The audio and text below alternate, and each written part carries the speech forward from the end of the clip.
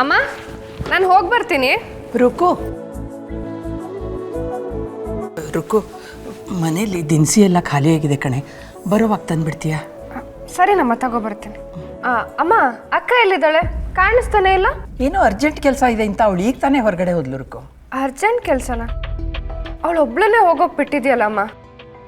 ಅವಳಿರೋ ಪರಿಸ್ಥಿತಿಲಿ ಹೊರಗೆ ಹೋಗೋದು ಸರಿನಾ? ನೀನೇ ಹೇಳು. ಅವಳು ಒಬ್ಳನ್ನೇ ಎಲ್ಲೂ ಹೋಗೋದು ಬೇಡ ಅಂತ ನಾನು ಹೇಳಿದ್ದೆ ಅಲ್ವಾ? ಇಲ್ಲ ರುಕು, ಅವಳು ತುಂಬ ದಿನ ಆದಮೇಲೆ ಲವಲವಿಕೆಯಿಂದ ಇದ್ಲು, ಹೋಗ್ತೀನಿ ಇದ್ಲು, ಅದಕ್ಕೆ ಹೋಗಿ ಬರಲಿ ಅಂತ ನಾನು ಸುಮ್ಮನಾದೆ.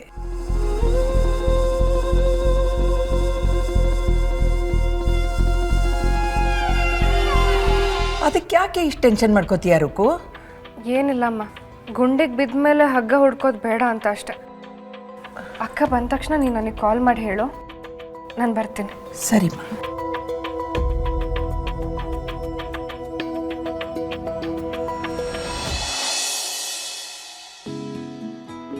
ಲೇ ಬಾಲು, ಏನು ದಿಢೀರಂತ ಒಂದು ಫೋನ್ ಇಲ್ಲ ಏನಿಲ್ಲ, ಹೆಂಡ್ತಿನ ಕರ್ಕೊಂಡು ಸೀದಾ ಮನೆಗೆ ನುಗ್ತಾ ಇದೆಯಾ? ಅಣ್ಣ ನಾನೇ ಬರಕ್ಕೆ ಹೇಳಿದ್ದು. ಹೌದಾ? ಹಾಂ. ಏನಣ್ಣ ಇದು, ಅತಿಥಿಗಳು ಮನೆಗೆ ಬಂದರೆ ನಿಲ್ಸ್ಕೊಂಡು ಮಾತಾಡೋದು ಚೆನ್ನಾಗಿರುತ್ತಾ? ನೀವು ಕೂತ್ಕೊಳ್ಳಿ. ಇವನು ಯಾವಾಗ ಅತಿಥಿ ಅದ? ಸರಿ, ನೀವು ಕೂತ್ಕೊ ಅಣ್ಣ. ನಿಶ್ಚಿತಾರ್ಥದ ಡೇಟ್ ಫಿಕ್ಸ್ ಮಾಡೋಣ ಅಂತ ಅರ್ಚಕರಿಗೆ ಬರಕ್ಕೆ ಹೇಳಿದ್ದೆ. ಇನ್ನೇನು ಬಂದ್ಬಿಡ್ತಾರೆ. ಹ್ಞೂ ಅಣ್ಣ. ಓಹ್, ಬಂದ್ರಲ್ಲ, ಬನ್ನಿ ಬನ್ನಿ ಕೂತ್ಕೊಳ್ಳಿ. ಯಶೋದ, ಏನಿದೆಲ್ಲ ಏನು ಮಾಡಿ? ಅಣ್ಣ, ಒಂದು ಒಳ್ಳೆ ಕೆಲಸಕ್ಕೆ ಮುಹೂರ್ತ ಸಿಕ್ಕಿದಾಗ ಆಲಸ್ಯ ಮಾಡಬಾರ್ದಣ್ಣ. ಆದಷ್ಟು ಬೇಗ ಮಾಡಿ ಮುಗಿಸ್ಬಿಡ್ಬೇಕು. ಇತ್ತೀಚೆಗೆ ನಮ್ಮ ಮನೆಯಲ್ಲಿ ಅಶುಭದ ಮಾತುಗಳೇ ಜಾಸ್ತಿ ಕೇಳಿ ಬರ್ತಾ ಇದೆ. ಮನೆಗೆ ಮಸಿ ಬಳಿಯೋದಕ್ಕೆ 100 ಜನ ಇದ್ರೆ, ಬಣ್ಣ ಬಳಿಯೋದಕ್ಕೆ ಒಬ್ಬರು ಇದ್ರೆ ಸಾಕು ಅಣ್ಣ. ಈ ಮಂಗಳ ಕಾರ್ಯಕ್ಕೆ ಇವತ್ತೇ ಅಡಿಪಾಯ ಹಾಕ್ಬಿಡೋಣ ಅಂತಾನೆ ಕರೆಸ್ದೆ. ನಾವು ಇದೇ ದಿನ ಕಾಯ್ತಾ ಇದ್ದೋ. ನಮ್ಮ ಮನೆ ಮಗಳು ನಿಮ್ಮನೆ ಮಗಳಾಗಿ ಬರೋದು ಅಂತ ಅಂದರೆ ನಮಗೂ ಇದು ಪುಣ್ಯದ ಕೆಲಸನೇ ಅಲ್ವಾ? ಅರ್ಚಕ್ರೆ, ಒಂದು ಡೇಟ್ ಫಿಕ್ಸ್ ಮಾಡಿಕೊಟ್ಬಿಡಿ. ಮುಂದಿನ ತಿಂಗಳು 15ನೇ ತಾರೀಕು ಮುಹೂರ್ತ ಚೆನ್ನಾಗಿದೆ. ಆ ದಿನ ನಿಶ್ಚಿತಾರ್ಥ ಮಾಡಿಕೊಂಡ್ರೆ ಮನೆಗೂ ಕ್ಷೇಮ, ಮಕ್ಳಿಗೂ ಕ್ಷೇಮ.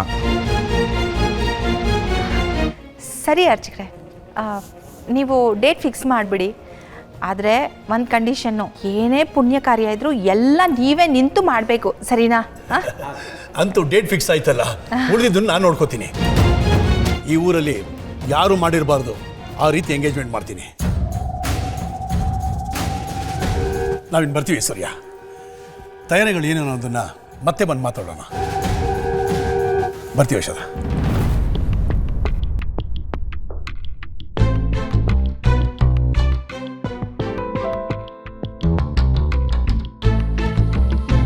ಏನಿದು ಅಧಿಕ ಪ್ರಸಂಗ ಯಶೋದ? ಒಂದು ಮಾತು ನನಗೆ ಹೇಳಲ್ವ? ನಿನ್ನಿಷ್ಟಕ್ಕೆ ಎಲ್ಲ ಮಾಡ್ತಾ ಇದೀಯಾ? ನಿನ್ನ ಮುದ್ದು ಕೃಷ್ಣ ಒಳಗಡೆ ಇದ್ದಾನೆ. ಅವನು ಮಾಡಿರೋ ಎಡವಟ್ಟಿನಿಂದ ಆ ಕೇಸು ನನ್ನ ತಲೆ ಮೇಲೆ ಹೇಗೆ ಬರುತ್ತೋ ಯೋಚನೆ ಮಾಡ್ತಾ ಇದ್ದೀನಿ.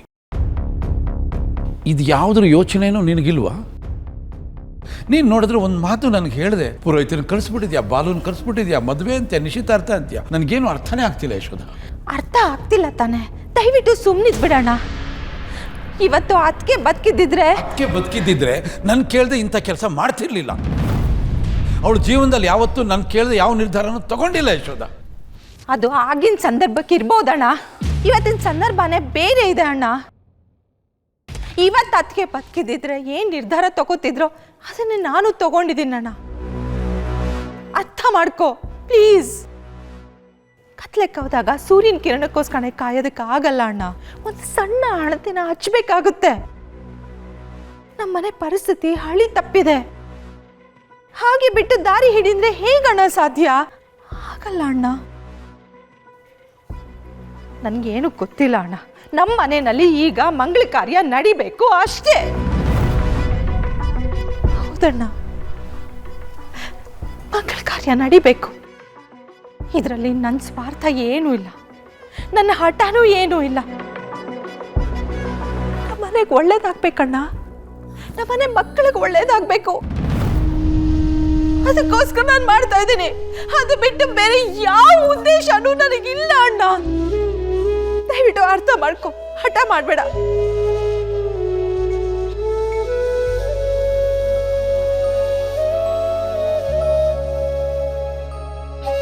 ಸುತ್ತ ಸೂತಕದ ಛಾಯೆ, ಇದರ ಮಧ್ಯೆ ಮಂಗಳ ಕಾರ್ಯ.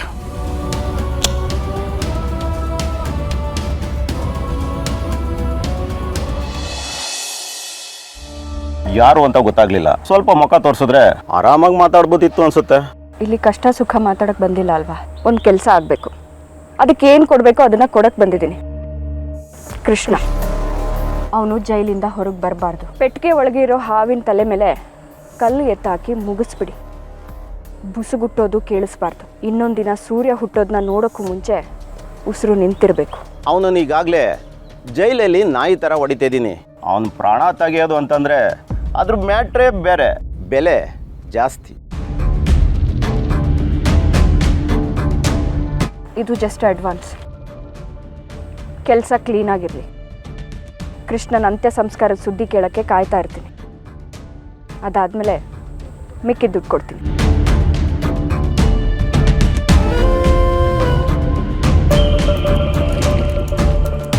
ಡಬಲ್ ಧಮಾಕ. ಒಂದು ಕಲ್ಲಿಗೆ 2 ಅಕ್ಕಿ ಬೀಳೋದು ಕೇಳಿದ್ದೀನಿ, ಆದರೆ ಇವತ್ತು 1 ಅಕ್ಕಿಗೆ 2 ಬೇಟೆ ಸಿಕ್ದಂಗೆ ಆಯಿತು.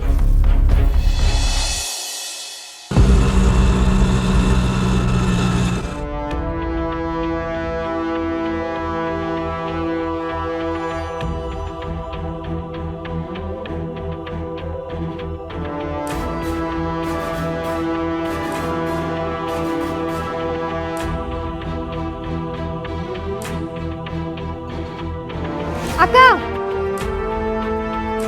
ಅಕ್ಕ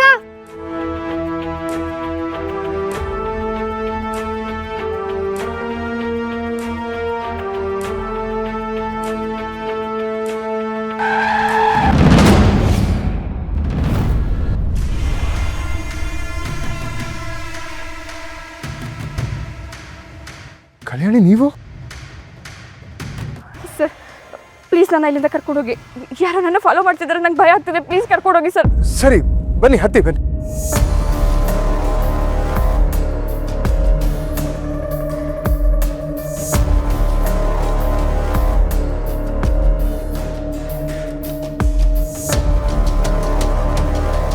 ಕಲ್ಯಾಣ್, ತುಂಬ ಟೆನ್ಷನಲ್ಲಿದ್ದೀರಾ, ಎಲ್ಲ ಓಕೆನಾ? ಏನು ಪ್ರಾಬ್ಲಮ್ ಇಲ್ಲ. ಅದು ನಿಮ್ಮ ಮನೆಯವ್ರ ಬಗ್ಗೆ ಕೇಳಬೇಕು ಅಂದ್ಕೊಂಡೆ. ಸ್ವಲ್ಪ ನೀರು ತೊಗೊಳ್ಳಿ. ತುಂಬ ಸ್ಟ್ರೆಸ್ಸಲ್ಲಿರೋ ಕಾಣ್ತಾ ಇದ್ದೀರಾ, ಪ್ಲೀಸ್ ತೊಗೊಳ್ಳಿ.